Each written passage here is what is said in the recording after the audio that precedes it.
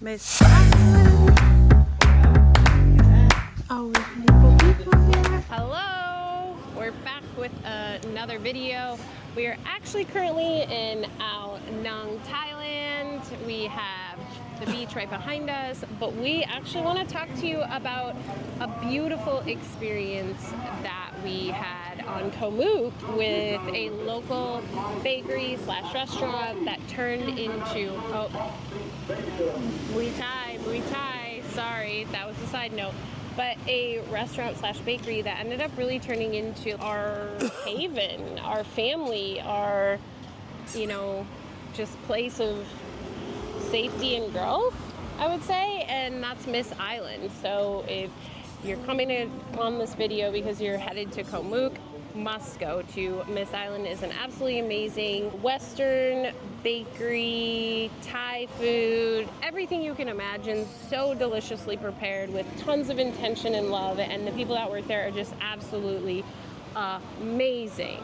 But yeah, what do you want to share, Pat? The process of us, it's not like we just sought out going like, okay, we're gonna go to Koh Mook and we're gonna hang out in this island all day long. It was a process that we were like, we found it pretty much immediately because it was like right near the place they were staying, literally like 400 feet outside our door.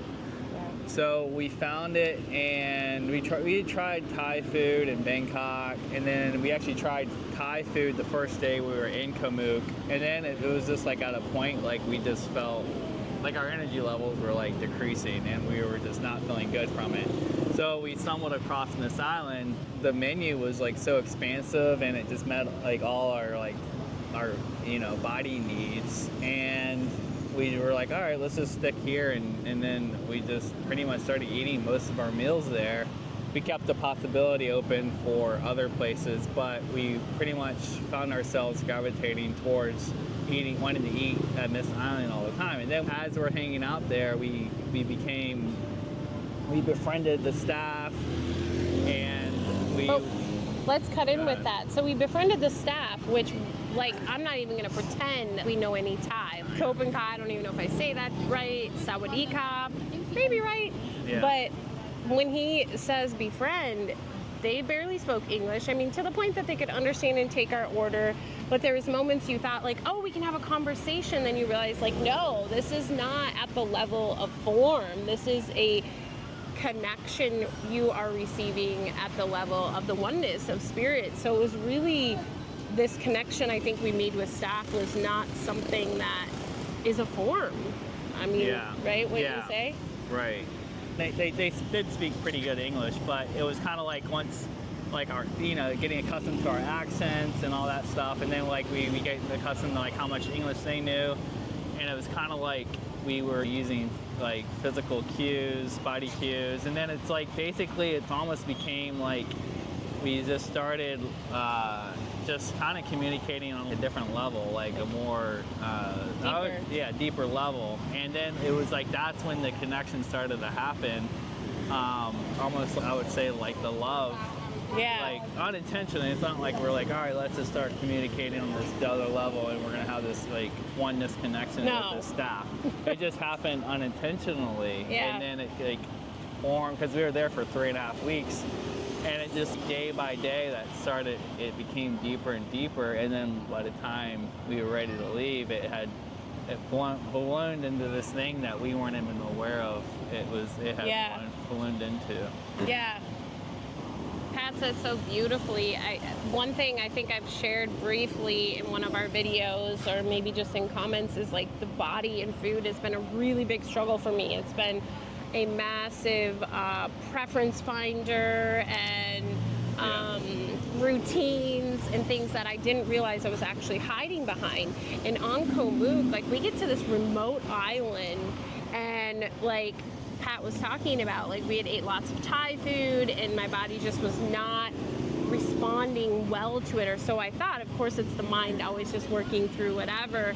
And so we get to this remote island. My mom's like, it's going to be all this fresh food and delicious, and think like when you imagine tropical island in your head, you think like fresh. And not that there isn't fresh, but it's just a different interpretation of it. And it wasn't what I had envisioned, which is the first problem, is I envisioned anything, right? A healed mind doesn't plan or envision or create what it thinks it's going to be. But so we get to this island, and I was like crying. We both were like, let's get off this island. Like, let's not stay here. Let's leave. And I think we mentioned that, but had this moment of clarity from Spirit that, like, no, this is exactly where you need to be. And I think one of those moments of clarity was the first night we went to a grocery store, and a guy was in there, a local, and he was wearing a Minnesota t-shirt, a Minnesota quarter sleeve shirt that I'm pretty sure if you're from Minnesota and you're watching this, you've owned this shirt at some point. I did. And it was like, we are on the other side of the world, and a local is wearing this shirt. This is exactly where we're supposed to be. And then we found Miss Island day one, and like Pat said, we just gravitated more and more towards it. And in the meantime, like in our hotel room and outside of the cafe, I'm working through a lot of stuff. A lot of stuff is being expressed and coming out, and it was always our safe haven to go, this just place that held us, filled with like love and joy after some really hard moments of release. And the really cool part is at the end, we wanted to get them gifts to just say thank you for everything. And Tasnim, she's a cute little girl. She's one of the staff. Keep is her daughter, and she has this little stand where she makes bracelets, which that's a whole nother synchronicity, because before we got to Koh Mook, we overpacked. And we get there, and right before we get there, Pat's like, we're not buying anything. And I was like, well, what if I find a bracelet? And that first night when we found Miss Island, she had a little bracelet stand, and she was making bracelets. And so that first night I bought one that said love, and I think it really helped sustain throughout as well. But we built a connection with her through making us bracelets. And like, here's one of the bracelets right now. I'll show pictures of the other ones, but it just continued to foster this safe haven for us, this place of love. And it continued to bring reminders of, like, it might be hard, it might be dark right now, but you are held. You were held and you were surrounded.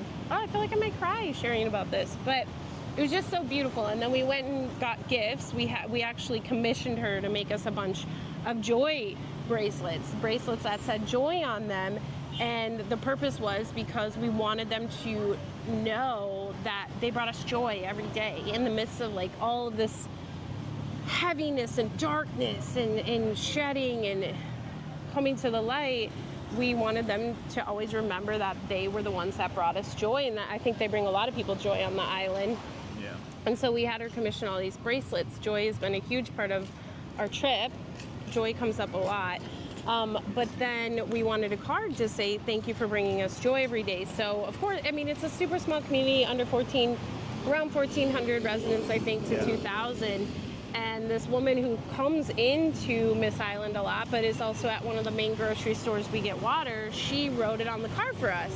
And in the process, she's like, you know the name of the owner, right? And we're like, no, like, we don't know anyone's names at this point. We weren't even, like, I don't know, did you ever think about, like, oh, what's your name? What's your name? No, it's never even a thought. And we're like, no. And she's like, it's Joy. And we're like, what? That is absolutely crazy. So it was just this beautiful synchronicity. And then the last night we show up there, and they have the table reserved for us. They did it that night and the next morning. And I had told Patrick since, like, the first day we got there, they have these amazing tie-dye shirts. I don't have it on right now. I'm super sad because I wanted it on when we recorded this, but I'll show you pictures. It's really hot out for it. But they have these amazing tie-dye shirts that on the back said Miss Island Koh Mook, and from day one I'm like, Pat, I want one of those shirts, but they're not, like, for sale. And literally we were sitting at the table, and it was just like moments, and they come out of the back room and they have these gifts for us of my favorite snack they knew about, which is broiled beans. There's a local guy in town, which that's a whole nother synchronicity story, and Pat got a really cool hand fired in Miss Island coaster that we, like, used every day. And then I got a Miss Island shirt, like, they made me my very own shirt. And they just showered us with love, and we gave them their gifts. And there was just never this, like, discussion of let's give each other gifts. Let's, like, we're at that level. And it was just like, I don't know, there's lots of tears shed, Yeah. lots of love. Do you have more? I was just going to re-emphasize how the body was able to use adversity to trigger this connection, I guess. Yeah. Which I thought was interesting because, like, the Course says the body's used as a communication device, and it did it in a way that I hadn't expected. I just assume it's always like words. Yeah. But in this instance, it was like body adversity, Yeah. like, led us to Miss Island. Yeah. That was like the theme Yeah, that I found. Yeah. And then such a deeper connection. I mean, the way we ended it was like with plans to come back next year, and then for, you know, a suspended day with them, and them teaching us how to cook in the back. I mean, it left us a oneness, a family, Yeah. really a true safe haven. And like we said earlier, we got to this island and we're like, get us off this island, and I'm crying, like, this is awful, all these things. And then here we are on the longboat leaving this island, and we can't even talk to each other because we're both just trying to stop crying. Right. We're crying the whole longboat back from this place that we cried because we were there. Yeah, we were sad we were leaving. Yeah. It's like, yeah.